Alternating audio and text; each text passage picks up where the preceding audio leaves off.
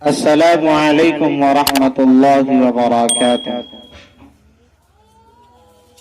ناظرین کرام،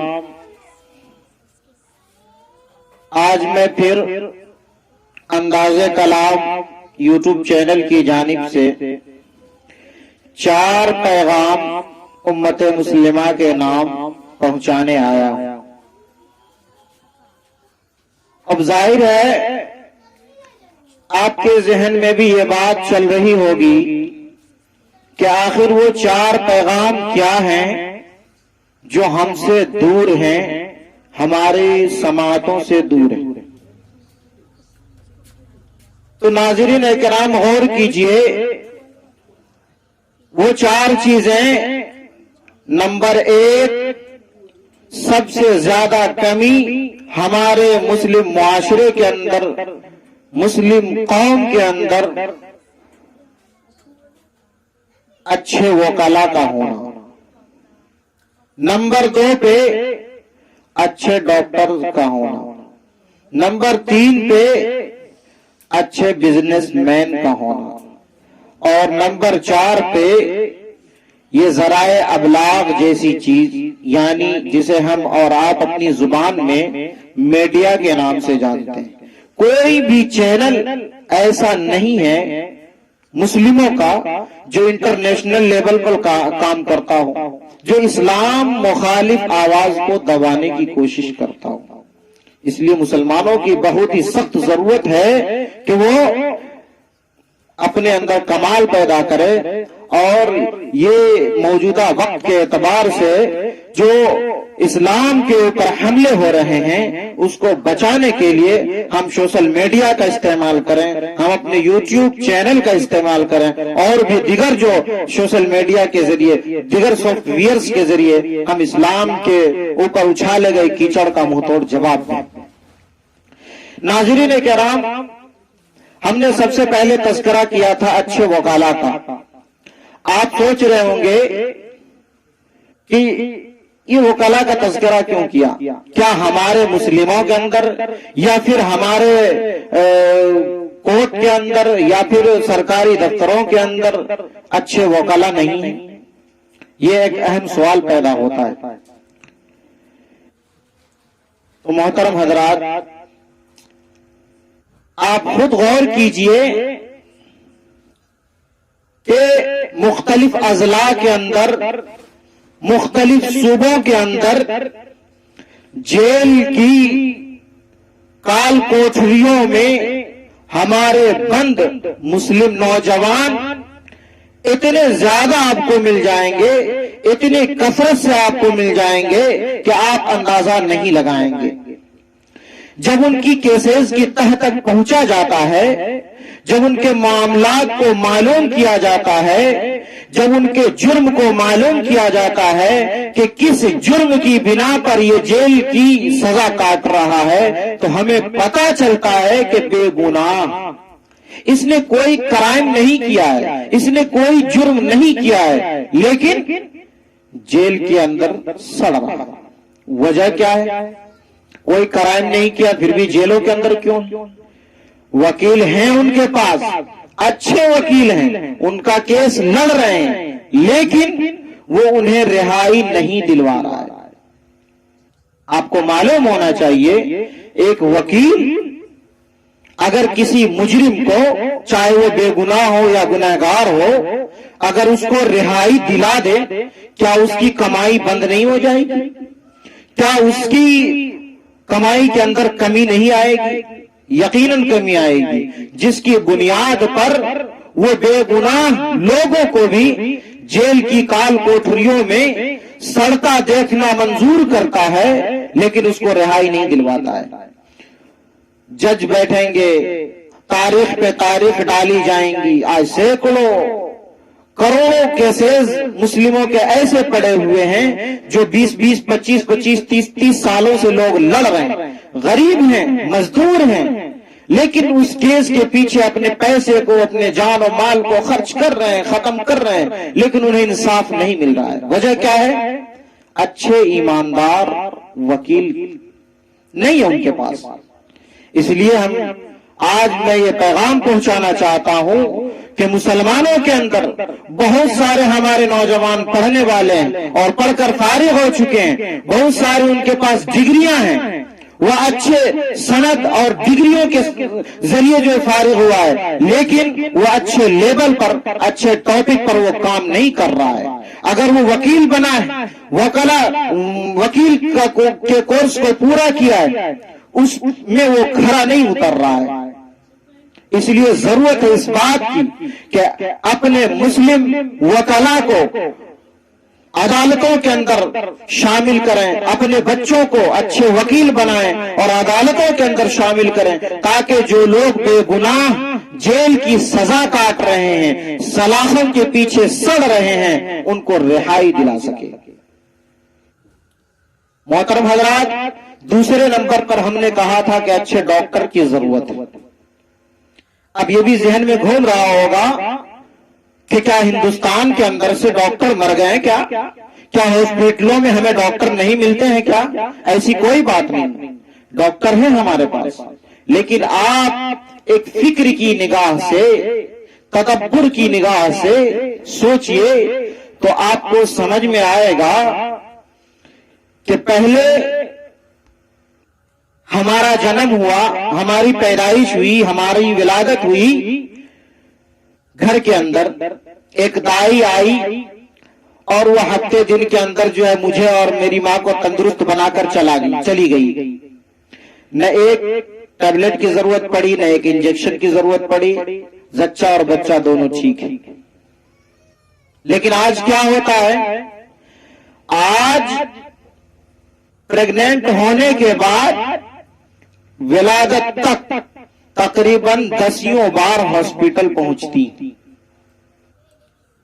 10 بار ہماری مائیں بہنیں ہاسپٹل پہنچتی ہیں چیک اپ کے لیے۔ ڈاکٹر ان کو کیا صلاح دیتا ہے؟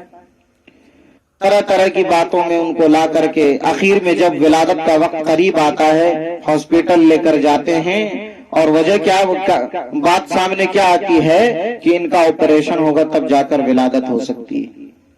سوچنے کی ضرورت، اگر آپریشن ہی ہونا ہے، آپریشن ہی اگر ہونا ہے تو کیا ہمارے مسلم ڈاکٹر نہیں کر سکتے؟ یقیناً کر سکتے۔ آج ہاسپٹلوں کے اندر ہمارے مسلم ڈاکٹر نہیں ملتے، آج ہمارے ہاسپٹلوں کے اندر مسلم نرسز نہیں ملتے، غیر مرد ہماری ماں بہنوں کو ہاتھ لگاتا ہے۔ ایک تو یہ ہے کہ آپریشن نہیں ہونا تھا، ان سے نسل اور آگے بڑھنی تھی، لیکن مسلم ڈاکٹر نہ ہونے کی وجہ سے، مسلم نرسز نہ ہونے کی وجہ سے ان کو اتنا زیادہ ڈرا دھمکا کر کے آپریشن پر آمادہ کر لیا کہ ان کے شوہر، ان کے گھر والے، تمام کے تمام لوگ جو ہے اس بات پر متفق ہو گئے کہ ہاں آپریشن کر ہی دیجیے۔ آپریشن کی نوبت آ گئی۔ اب آپریشن کی جب نوبت آ گئی تو کیا ہمارے مسلم ڈاکٹر ان کا آپریشن نہیں کر سکتے؟ بالکل کر سکتے ہیں، لیکن وجہ کیا ہے کہ آج ہاسپٹلوں کے اندر ہمارے مسلم ڈاکٹر بہت کم ملتے ہیں، بہت ہی کم ملتے ہیں، جن کی بنیاد پر ہماری ماں بہنوں کو غیر مرد ہاتھ لگاتا ہے۔ اس لیے ضرورت اس بات کی ہے کہ ہم اپنے گھر کے اندر ایک لڑکے ڈاکٹر اور ایک لڑکی کو ڈاکٹر بنائیں، اور اگر گھر کے اندر نہیں تو کم سے کم محلے کے اندر ایک اچھے لڑکے اور لڑکی کو ڈاکٹر بنائیں۔ اگر محلے کے اندر نہیں ہو پا رہا ہے تو کم از کم اتنا تو ضرور کریں کہ اپنے گاؤں کے اندر ایک اچھے لڑکے اور لڑکی کو ڈاکٹر بنائیں، تاکہ اگر ہمارے گاؤں کا کوئی بھی معاملہ ہو تو وہ دونوں مل کر ہینڈل کر سکتے ہیں۔ اس لیے ضرورت اس بات کی ہے کہ آپ اگر انگریزی تعلیم پڑھا رہے ہیں، آپ دل میں شوق رکھتے ہیں کہ ہمارے بچے ڈاکٹر بنیں، تو ایک قابل ڈاکٹر بنائیے تاکہ کسی ہاسپٹل کے اندر جائیں اور مسلم پیشنٹ پہنچیں، مسلم مائیں بہنیں اگر ہماری پہنچے وہاں پر تو ان کو وہ ہاتھ لگائے، غیر مرد ہاتھ نہ لگائے۔ تیسری چیز ہم نے تذکرہ کیا تھا کہ اچھے بزنس مین۔ موجودہ وقت کے اعتبار سے آپ سوچ سکتے ہیں آپ کی نگاہیں دیکھ رہی ہوں گی کہ ہندوستان کی معاشیات بد سے بدتر ہو چکی، اتنا زیادہ بدحال ہو چکی ہیں کہ بلکہ ریسرچ کرنے والوں نے جب ریسرچ کیا تو انہیں پتا چلا کہ ہندوستان معاشی اعتبار سے تقریباً 50 سال پیچھے جا چکا ہے۔ اور ظاہر ہے آپ دیکھ رہے ہیں اپنی آنکھوں سے، کہیں پر بھی اگر اچھے بزنس مین نظر آ رہے ہیں، کہیں پہ اچھی فیکٹریاں، بڑی فیکٹریاں نظر آ رہی ہیں، تو یا تو وہ حکومت کے شکنجے میں، یا پھر وہ ہمارے غیر مسلم بھائیوں کے شکنجے میں، یعنی وہ اس کے مالک ہیں، اور ہمارے مسلم مزدور اس میں مزدوری کرتے ہیں، یعنی دوسروں کا کام کرتے ہیں۔ یہاں پر ایک بات سمجھنے کی ہے کہ اگر ایک کارخانے کے اندر، ایک فیکٹری کے اندر ہم کام کر رہے ہیں 10 مزدور، اور 10 مزدور مل کر کے ہم ماہانہ تقریباً 2 لاکھ روپے کما رہے ہیں، اور یہ 2 لاکھ روپے جب کمائی ہو رہی ہے فیکٹری کے اندر، کارخانوں کے اندر، تو یہ 2 لاکھ روپے کا مالک وہ ہمارے فیکٹری کا مالک ہوتا ہے، اس کے ذمے یہ پیسے جاتا ہے، اس کے ہاتھ میں یہ پیسے جاتا ہے، اس میں سے تنخواہ کٹ کر ہمیں کتنی ملتی ہے ماہانہ؟ 8، 10 یا 15، اس سے زیادہ نہیں ملتی۔ اگر ایک مزدور کام کر رہا ہے تو اس کو ماہانہ صرف 8، 10 یا 15 ہزار ملتا ہے۔ اب یہ دیکھیے کہ ہم 10 مزدور مل کر کے لاکھوں روپے کما رہے ہیں مہینے کے، لیکن ملتا اس میں سے ہم کو 10-15 ہے۔ یہاں پر یہی سوچنے کی ضرورت ہے کہ اگر ہم خود اپنا بزنس کریں، خود اپنا کاروبار کریں، اس کے اندر جان و مال کے ساتھ ہم لگ جائیں، اس کو اپنا کام سمجھ کر کریں، تو انشاءاللہ وہ جو 2 لاکھ روپے ہم کما کر 10 مزدور ایک دوسرے کو کے ہاتھ میں دے رہے ہیں، دوسرے کے ذمے ٹھہرا رہے ہیں، وہ دونوں کے 2 لاکھ ہمارے ہاتھ میں آئیں گے۔